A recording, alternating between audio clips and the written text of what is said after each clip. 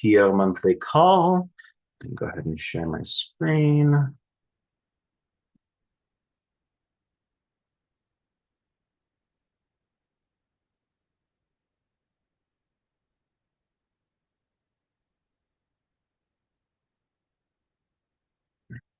couple of people joining right now. All right, we'll go ahead and get started. So welcome, thank you for joining. We have a good-sized agenda today. So we'll run through real quick what we're going to be talking about. We'll start with our updated HbA1c performance measure screening rates and how that affects the scorecard for this year. We'll talk a little bit about the upcoming regional meeting registration and the site visit registration. PO monthly calls, those have been ongoing right now and have been going very, very well. And we've gotten some great feedback about that so far.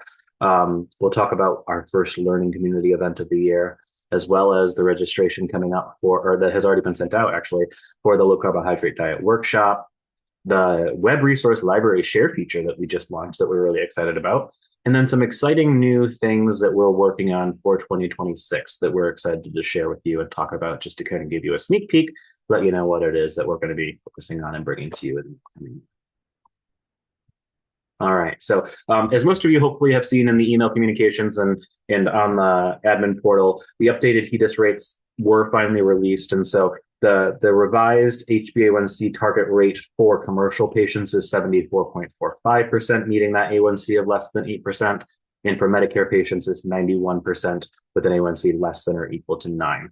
And so this is representative of a larger increase than we expected. And so we wanted to make sure that we were very, very fair in the way that we were judging and incorporating this into the scorecard. And so we did revise to have a tiered measurement methodology. And so if you were to maintain performance and only meet the previous year's HbA1c target of 70% for commercial and 87% for Medicare, you achieve 15 of those 25 points just automatically. If you improve slightly above that previous target rate, but not quite to the new HEDIS rate, achieving at least 72% for commercial and 89% for Medicare, you get 20 points. And then if you meet that new 2026 HEDIS performance rate for commercial and Medicare, you get the full 25 scorecard points. All right. So spring regular meetings, as hopefully all of you know at this point in time, are coming up in April and May.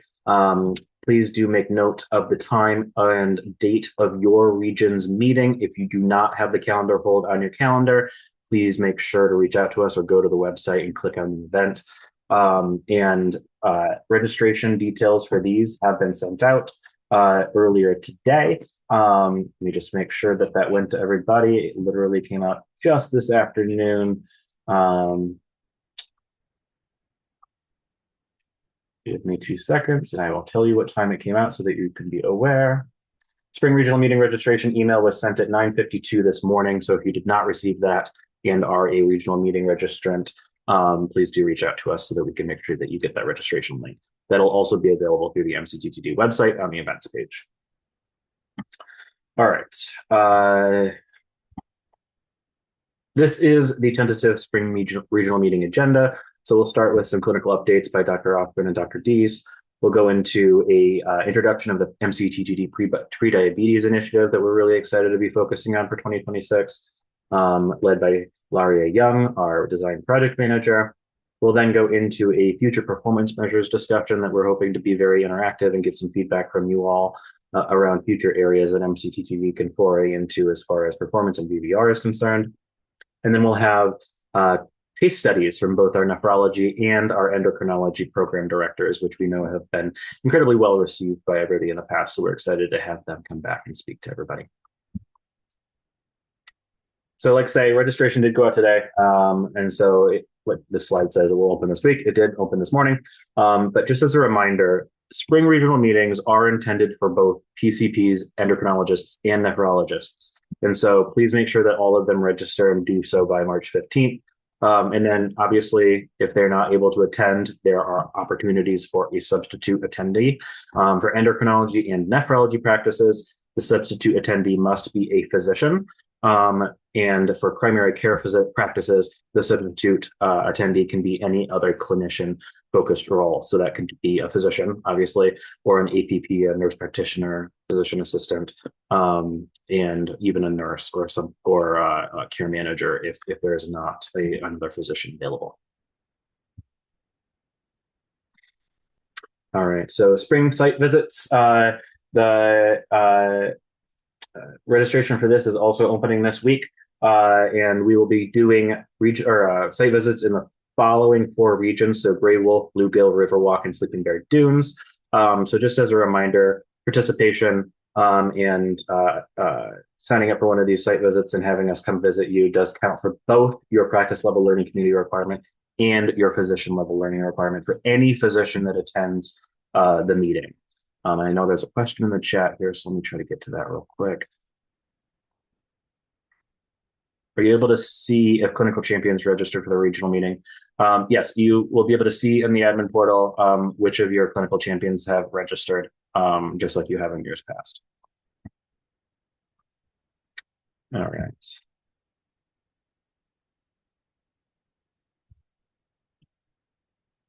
All right, PO small group discussions. So as we have done in previous years, we've been hosting our small group discussions. We've tried to lump POs together that have similarities and things in common. So those could be sharing a similar EMR instance or having similar geographic makeup or something along those lines. And the themes that we've been hearing so far have been incredibly helpful. So we've discussed the ideas that we've had for future VBR measures. We've gotten some great practical feedback on what's feasible and what may be difficult to implement. We've had some discussions around UACR and how POs have found success supporting their practices in advancing UACR screening rates. And then talked about engagements and how POs have been able to support their practices outside of just VBR measures, but with the collaborative as a whole, and talked about the importance of one-on-one PO to practice outreach and things like that. And then we've talked about some of the struggles and limitations around CGM data integration, especially with regards to automated integration into the EMR. But also talking about strategies that have made things easier for providers, such as ordering through Parachute and that sort of thing. So we continue to have these meetings. Please keep bringing us your feedback. They're incredibly valuable and directly impact the work that we take out in the future. All right, our first learning community event of 2026 will be on February 20th. That will be focused on the NASLD guidelines for people with diabetes. Our speaker will be Dr. Carolyn Richardson. Those of you who may not know, Dr. Richardson was MCTTD's founding program director. She has since moved on and become the chair of family medicine at Brown, but we're very excited to have her back to lead this discussion and learning community event, as she was a part of writing these NASLD guidelines. So we're very lucky to have her. So mark your calendars if you don't have it on it, and you can register for this event through the MCTTD website. All right, so the registration for the low carbohydrate workshop this will be our third iteration of this, is now available. So you can scan this QR code if you would like to sign up or apply to be a part of this registration or this workshop. So as a reminder, we have limited number of spots for this. We try to keep these relatively small because these are live, virtual, but live sessions that are occurring for 1 week. From May 18th to May 22nd, from 9 a.m. to 10 a.m. in the morning. So 1 whole week, Monday through Friday. And we want to make sure that we're able to keep those live sessions very collaborative and discussion based. So if you're interested, please submit an application via that QR code or that link on the screen. And then as a reminder, participating in the workshop meets both the practice level learning community requirements, as well as if the participant's a physician, will meet their physician level learning community requirements as well. All right. So we launched the MCTTD mobile application back in August, and one of the big features on there was the ability to share patient-facing resources or provider-facing resources, for that matter, with somebody else, patient or another colleague, for example, via a text or email that did not require you to copy the link, go to your email, and then send it to them, or send it to them from your personal cell phone. And so what we did was we added this feature to the website as well. And so you don't have to be on your cell phone in order to do this. So if you're seeing a patient in clinic and you're on the website on your desktop computer, you can go to the MCTTD resource, click share, and then click text or email, however the patient prefers to receive that resource. put in their information and click send, and it'll send a link to that resource to the patient without utilizing either your email or your phone number. And then, as a quick aside, MCTTD does not store any patient information. This is not kept or held onto in any way. It is a PHI compliant and safe methodology to do that. And so this is a feature and function that we're very excited about. The one addition, actually, that we did add to the website version is the ability to copy a QR code.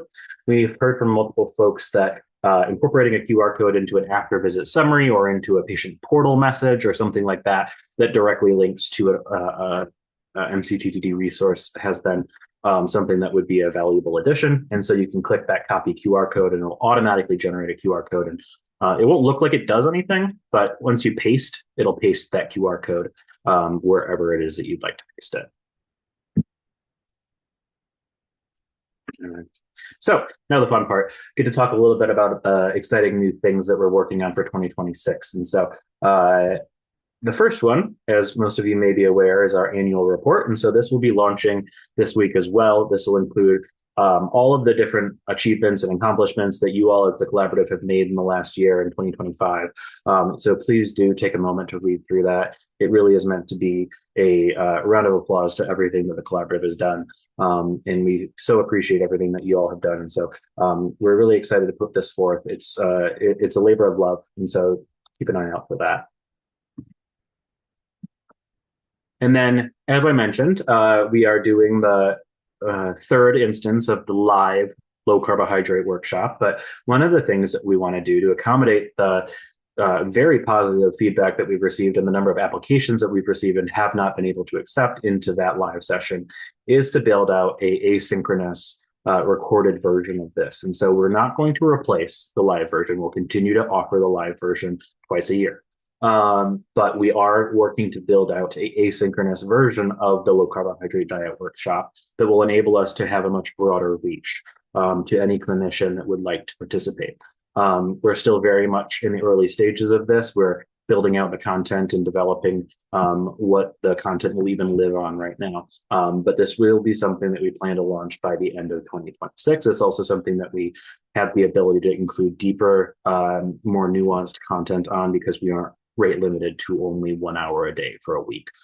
So keep an eye out for announcements on that. We're very excited.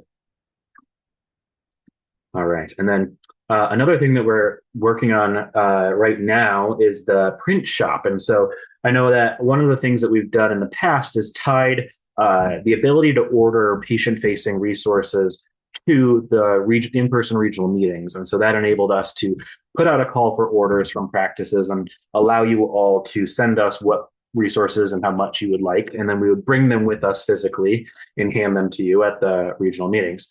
Obviously, that only allows for ordering one time a year and is a little bit more cumbersome. And so what we're doing is on the admin portal, we're building out a print shop. And so this is going to allow both PO and practice level admin portal users, you will need an admin portal account, to log in and order resources for your practice or your practices if you are a PO level user.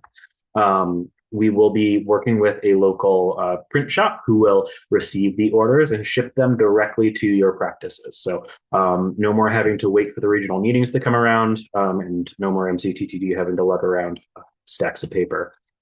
Each practice will have a page budget. We're not really sure what that is yet, but this will be free to practices up to that page budget. So really excited for that. Again, keep an eye out for more information to come. All right. The race and ethnicity report is going to be a additional element of our UACR performance measure reporting. And so we're really excited to launch this. This is a PO specific snapshot. So this is only going to be at the PO level. It's just how we're starting this to show performance on UACR testing broken down by race and ethnicity within the eligible patient population. It's meant to summarize data completeness around this measure, the size of your UACR measure population, as well as baseline screening rates by those different race and ethnicity categories. And the idea is just meant to be adjunctive, to help you out to identify potential gaps and identify opportunities for targeted improvement. It's not meant to indicate that there's something specific that you need to do. There's not going to be any specific VBR tied to any of the gaps that may or may not be identified via this report. This is just meant to be a helpful FYI to you as the physician organization. And it's just really meant to support equity-informed quality improvement planning. And we have taken a couple of steps to make sure that we're doing this in an ethical and cognizant way. And so a couple of things that we did, as I mentioned, we are only doing this at the PO level right now. And mostly that's due to the low patient counts at the practice level. So we are following small cell size suppression guidelines from NIH and the National Science Foundation. And so you may notice that there are certain cells that are not reported on at a PO level. If, for example, your PO has a very, very small population specific racial or ethnicity category, and that's the reason why. So this is something that we're looking forward to. This will be available in the admin portal, just like the full UACR performance measures. All right. Next is our UACR videos. And so we're really excited to launch both a patient-facing and a provider-facing UACR informational video. These are recorded by Dr. Mike Hung, our nephrology program director. And for the patient video, it really focused on what UACR is, why it's important, and how patients can be an active participant in their care and get involved and make sure that, hey, I have type 2 diabetes. I need to make sure I'm also responsible for making sure that I get my annual screening for my kidney health. And so it's really meant to try to engage patients in that care and explain to them why it's important, because we know that physicians in practice have such limited time to talk to patients. And one of the things that may routinely not happen is a discussion about why they need to get some of these screening labs. And so hopefully this can help with that. The clinician-facing video will focus on the key guidelines around UACR testing best practices, NKFM guidelines, and those types of things. It's meant to be relatively high level and introductory, but it'll be a good use for any physician that may not feel super comfortable with UACR testing or may not be as familiar with the current guidelines. So do look out for both of those videos to come available in the next couple of months too. All right. With that, our next month PO call dates are March 9th at 11 a.m., which is a Monday, and March 11th at 2 p.m., which is a Wednesday. Please let me know if there's a question in the chat. What is the latest date that the UACR data was updated? I have not seen an increase in testing reflected from the last quarter 2025 yet. Yes, so data right now for all of the performance measures is through November 30th. Refresh will be happening in the next month or so.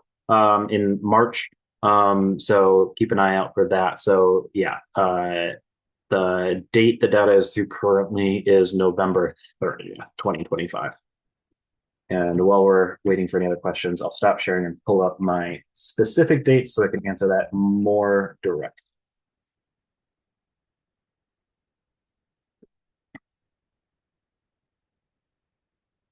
Carrie, are you doing inhale today?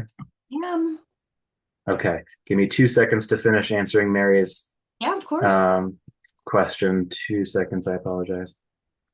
All right, so yes, next update will be end of March, and that will include data through the end of January, Mary.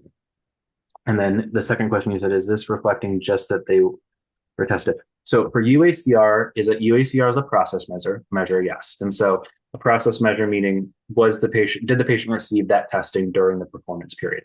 A1C, on the other hand, is an outcome measure. So it's testing whether or not the patient meets a specific clinical criteria. So less than 8 for commercial or less than or equal to 9 for Medicare. Whereas UACR is a process measure, not what their UACR value was, just did they have the test during the performance period. And I'll hang out in case there's any other questions in the chat for a bit. But Mary or Carrie, I'm going to make you host. Okay.